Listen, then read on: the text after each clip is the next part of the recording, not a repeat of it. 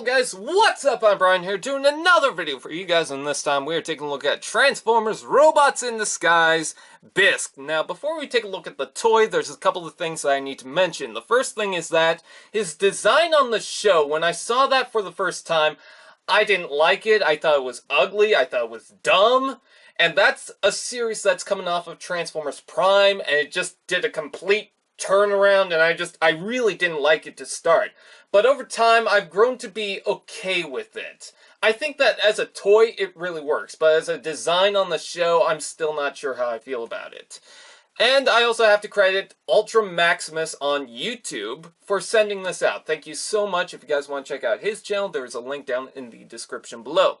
Now, Bisk transforms into this orange car, which is appropriate, given the fact that he's a lobster-like Decepticon, and I think it really works. It definitely feels more like a Viacon alt mode style, just with the front here and the low design. It really works, and I think that he transforms pretty well, except for the tab on this side, which doesn't seem to lock into place too well. Now, I've gotten this to work previously.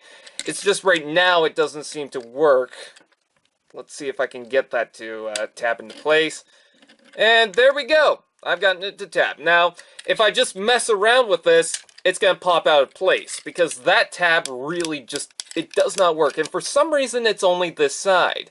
Ultra Maximus, when he did a review on Bisk, it was the same side.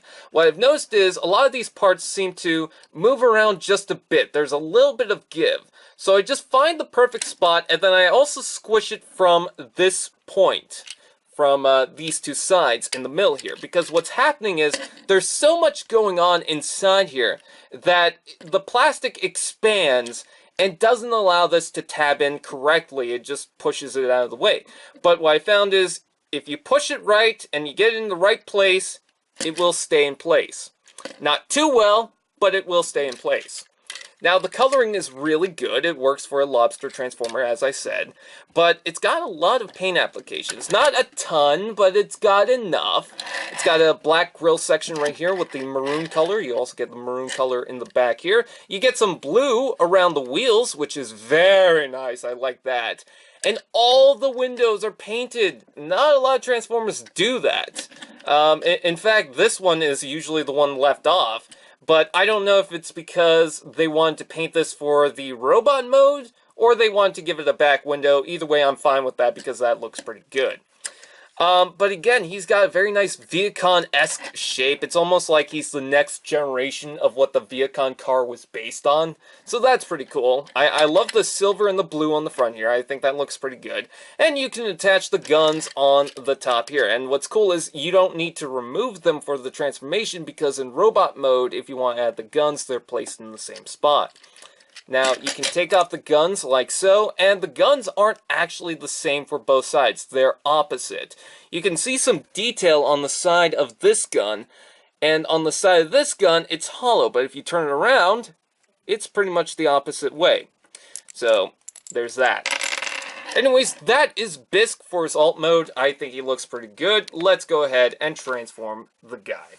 Now, the first thing you want to do is take the claw bits, the lower bits of the claws, and just pull those down like so. And I really like how that fills out that section. Next, open up these and take the hood and just pull that up like so. Next, separate the hood from the middle and just leave that off to the side. Next, flip down the claws like so and rotate it around. Next, rotate these sections from the ball joint like so, and you can pose them however you wish. I just have them resting on the side. And just leave the arms like so. Next, pop open the top of the car, like so. And pull out the feet, which is really tightly packed. I don't know why. This is not really hooked into place. It's just, it just fits into place. There's a place where these sections just fit inside here, but it's very tight. What am I saying? The section right here squeezes on those tabs pretty well, so I really do like that.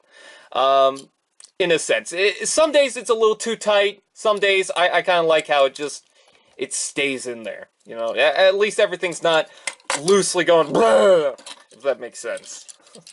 What am I saying? I don't know. Am I drunk? I might be drunk. I don't know. But anyways, flip the feet around and open up the chest and flip the head around. Now, take note, what you want to do to flip the head back is you want to push on the red tab right there and then push the head back, like so. Anyways, next what you want to do is lower these sections like so. And there's a couple of tabs and a couple of these gap sections right here. You just move that up and into place.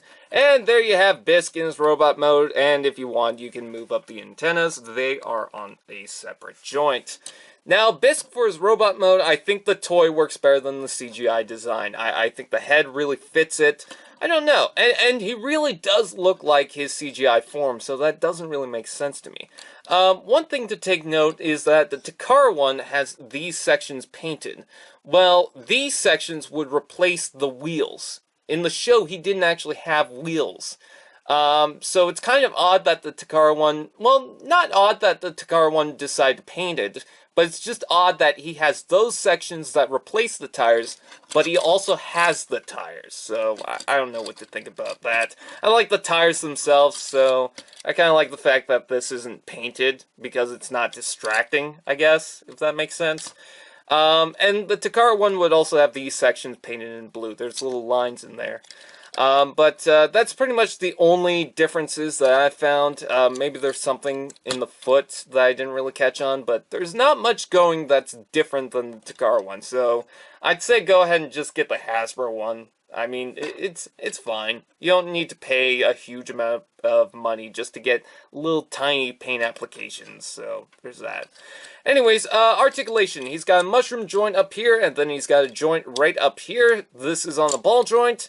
He's got a hinge right here that goes about 80.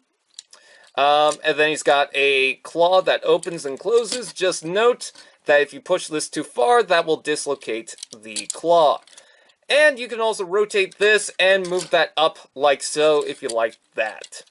The head rotates on a ball joint. Just be careful with that because this was really tight, and the only reason why it's moving now is because the ball socket inside there has fractured and now it's got stress marks, but it's still in place. Like, everything's still being held inside there, but just be careful. And I'm glad that that expanded rather than have the ball joint break off in the stem, because that would suck. Anyways, the ball joint hips are on ball joints, yes. What am I saying? And then there's a rotation here, but it's very tight, so I don't really recommend doing much with that. You get a hinge at the knee, and then you get a hinge in the foot that goes there, and then goes all the way to there, so that's pretty good. So yeah, you don't really get much side-to-side articulation with the face, but you can pose the eyeballs and these little beard things, whatever you want to call it, and the antennas. Just be careful because he might warp them. So there's that. You can also add the guns if you want. You know, you can hold guns, and you can also plug the Minicon weaponizer guys on the holes right here. I'm not sure if you can get them to actually hold them, but if you could, that'd be pretty cool. And yeah, those are the guns, so... And what's pretty cool is the guns are kind of generic, so you can just add them to any other Transformer. If you don't want to add them to Bisk, and you still want to use them for maybe RC or something like that, I don't know. Anyway, size comparison. Here we got another orange Transformer. This is Drift, and Drift is a little bit taller than Bisk. And here is Chrome Dome. So he's a little small. He's not as small as Quillfire or Scatter Spike, but he's still pretty short. And there's a rubber band here. Why is there a rubber band? Get it out. Get it out of my face. Anyways, so with that out of the way, the paint applications are fair on this guy. Not so much for robot mode. I think for alt mode it really did its job, but I think there's like too much orange going on with this. So I don't know if I really do want this section painted or not, like the Takara one does. And just be careful with some of the tabs and whatnot. It's a very tight figure, especially when you first have it. A lot of the tabs feel like they're going to break on you, especially with the head, like the ball joint, I mean. And then some of the joints as well. So there's that. Just be careful with this toy, but nonetheless, I really do like him. Is he my favorite Decepticon? No, I think in the toy line, the Warrior class lineup, I think Fracture is still my favorite Decepticon. I don't know, some people are going to say Megatronus, but I really like Fracture.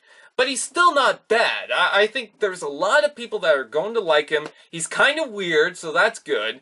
And I just think he works, but again, he's not my favorite, and he has a few issues.